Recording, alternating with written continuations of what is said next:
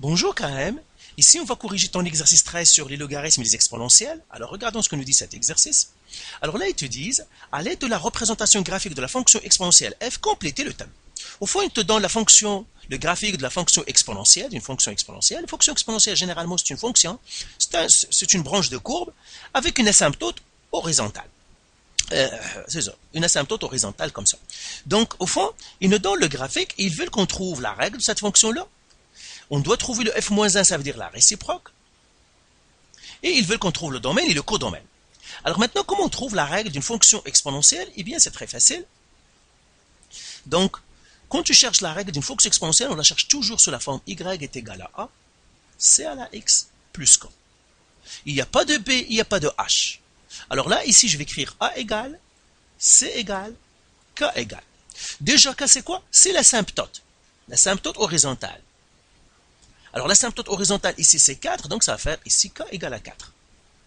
Donc maintenant pour trouver le a et le c, eh ben, il nous donne des points. Alors ici il me donne l'ordonnée à l'origine. S'il me donne l'ordonnée à l'origine, il me donne le a.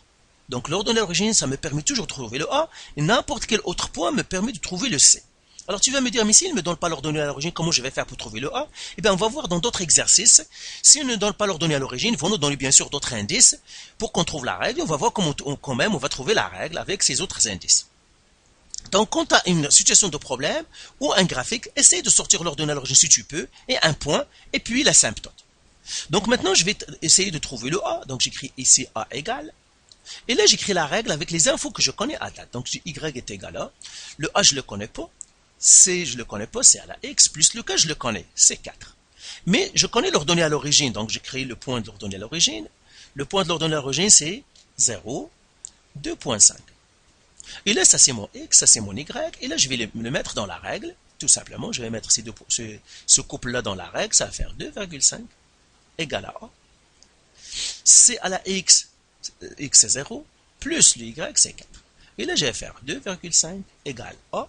C à la 0, c'est 1. Donc, je vais faire fois 1 plus 4. Et là, je fais le ménage. Toujours, quand tu fais une manipulation, fais toujours le ménage à fond, fais les petits calculs, parce que ces petits calculs-là, quand on ne les fait pas, parfois, ça pourrait être des sources d'erreur, d'inattention pour rien. Donc, j'ai 1 a fois 1, c'est a. Donc, je l'écris ici, ça c'est a, plus 4. Et de l'autre côté, c'est 2,5. Et là, j'isole la variable, donc je passe le 4, donc je bouge le 4 de l'autre côté. Pour le bouger, je fais moins 4. Moins 4. Ce qui me fait ici, 2,5 moins 4, ça fait moins 1,5. Ça me donnera mon A. Donc ça, c'est moins 1,5. Donc ici, le A, c'est moins 1,5. Voilà. Maintenant, je dois trouver le C. Le C, comment je vais le trouver? Eh bien, je vais le trouver avec l'autre point. Donc on a dit que l'autre point va me donner le C. Alors je vais l'écrire ici. Donc j'écris C égale. Et j'écris le couple que je vais utiliser, C2 moins 2. Ça, c'est X, ça, c'est Y. Donc ici, j'aurai moins 2 égale à A. Le A, je ne le connais pas, donc j'écris... oui, le A, je le connais, c'est moins 1,5. Voilà, on vient de le trouver. Donc c'est moins 1,5. C à la X c'est combien? C'est 2 plus K qui est 4. Alors là, je vais écrire bien mon moins pour que ça ne me trompe pas, hein, parce que parfois les erreurs d'inattention peuvent provenir rien que d'une mauvaise écriture. Donc je fais moins comme ça. Alors là, j'isole la variable, donc je fais moins 4, moins 4. Moins 2, moins 4, ça fait moins 6, qui est égal à moins 1,5, c'est à la 2. Je divise par moins 1,5, je divise par moins 1,5. Alors moins 6 qui divise moins 1,5, ça me donne 9, qui est égal à c à la 2. Comment je vais trouver c? Je vais faire la racine carrée, parce que le contraire de a à la 2, c'est la racine carrée. Donc c est égal à 3. Et bien voilà, je viens de trouver le c est égal à 3. Et là, je viens de trouver la règle. Donc ici, je vais l'écrire tout simplement, y, elle est égale à, a est égal à moins 1,5. Le c, c'est 3 à la x, plus 4. Voilà, je viens de trouver la règle. Maintenant, ils me disent de trouver le domaine et l'image. Alors, le domaine, ici. Alors, le domaine, c'est quoi? Il suffit de le regarder. Le domaine, toujours, on le cherche sur l'axe des x, et c'est toujours de gauche à droite. Donc, c'est-à-dire, je regarde le x le plus à gauche de mon graphique. Ici, ça se voit, c'est moins l'infini. Et le x le plus à droite de mon graphique, c'est plus l'infini. Donc, ça veut dire le domaine, ici, c'est le réel. Et ça, c'est toujours vrai. Pour une fonction exponentielle, le domaine toujours égal au réel. Celle-là, dès que tu vois, à moins que tu as une situation de problème, là, tu dois t'ajuster, mais d'un point de vue mathématique, la fonction logarithmique et la fonction exponentielle, son domaine est toujours les réels. Maintenant, le codomaine, ou bien l'image, eh bien, tout simplement, l'image, on cherche toujours sur l'axe des Y, donc toujours du plus bas vers le plus haut. Ben, le plus bas, c'est moins l'infini, parce que je vois mon graphique peut continuer, il va monter jusqu'à l'asymptote, sans jamais la toucher. Donc, mon codomaine, ça va faire de moins l'infini à 4 exclus. Alors maintenant, on va chercher la réciproque. Alors la réciproque, eh bien tout simplement, qu'est-ce que je vais faire?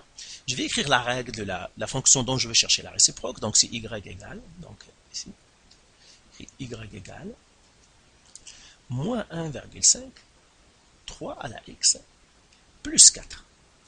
Et là, pour trouver la réciproque d'une fonction logarithmique, tu auras toujours besoin d'une fonction exponentielle, tu auras toujours besoin d'une règle dont je t'ai dit que ça doit être ton ami. C'est tout simplement comment passer des exponentielles au logarithme et des logarithmes aux exponentielles. Si j'ai m est égal à c à la n, eh bien je peux passer au log en faisant n est égal à log en bas c de m. Donc cette règle-là est très importante, ça me permet, si j'ai les logarithmes, je passe aux expos, si j'ai les expos, je passe aux logarithmes, et ça va m'aider à isoler la variable, à résoudre les équations. Ça, c'est une formule très importante. Alors maintenant, qu'est-ce que je vais faire pour trouver la réciproque? Premièrement, je vais switcher, échanger le x et le y. Donc, il y a plusieurs manières, il y a ceux qui les switchent maintenant, il y a ceux qui switchent à la fin. Faites ce que vous faites vous en classe, mais ici, moi, je vais les switcher en premier. Ça veut dire, à la place du y, je mets la lettre x, qui est égale à moins 1,5. 3 à la, et à la place du x, je vais mettre la lettre y plus 4. C'est tout simplement pour isoler le y. Et maintenant, je vais isoler le y. Alors, je vais faire moins 4. Moins 4 pour bouger le 4 de l'autre côté. X moins 4, ça va faire x moins 4. Égale moins 1,5, 3 à la y. Là, je vais diviser par moins 1,5. Et là, je vais avoir, donc, je vais continuer ici. X moins 4, qui divise moins 1,5, est égal à 3 à la y. Parce que cela va partir, va rester ça. Maintenant, je dois faire un peu le ménage, cette manipulation ici. Alors, regarde, et là, je vais attirer pour faire le ménage des expressions comme ça. Parfois, si on ne fait pas attention, on peut se tromper. Pour faire le ménage des expressions où on a un dénominateur. Comme ici, par exemple, j'ai x moins 4 sur moins 1,5. Premièrement, mets ça entre parenthèses, parce que ça, c'est un moins, il faut le mettre entre parenthèses, et puisqu'il n'y a rien ici, ben je fais un 1. Ici, et là, la division, au lieu que je divise tout le monde par moins 1,5, je vais diviser que le 1. Ça, c'est la même chose que 1 qui divise moins 1,5. Et là, à côté de lui, x moins 4. C'est la même chose. C'est comme si quand j'ai x sur 3, c'est la même chose de dire, j'ai un 1 ici, 1 sur 3x. Donc, c'est très bien toujours la division de le mettre que sur un seul terme. Si tu n'as rien à côté des x, par exemple ici, tu mets un 1.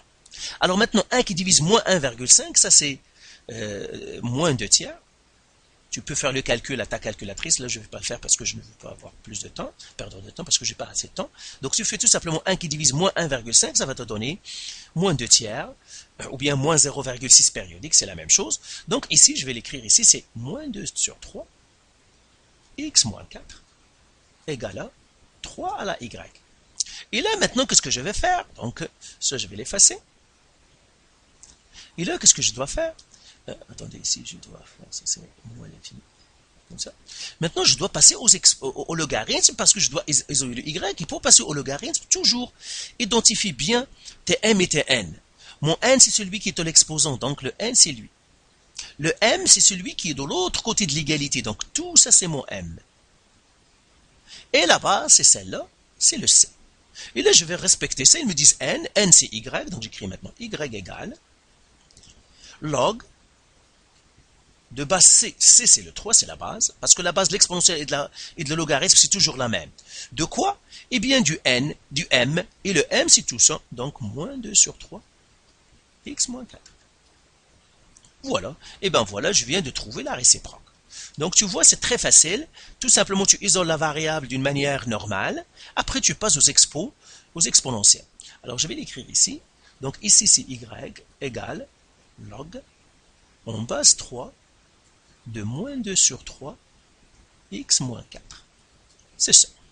Maintenant, le domaine et le codomaine. Eh bien, c'est très facile ça. Pourquoi? Parce que le domaine et le codomaine des fonctions qui sont réciproques, ben, tout simplement, il suffit de les switcher.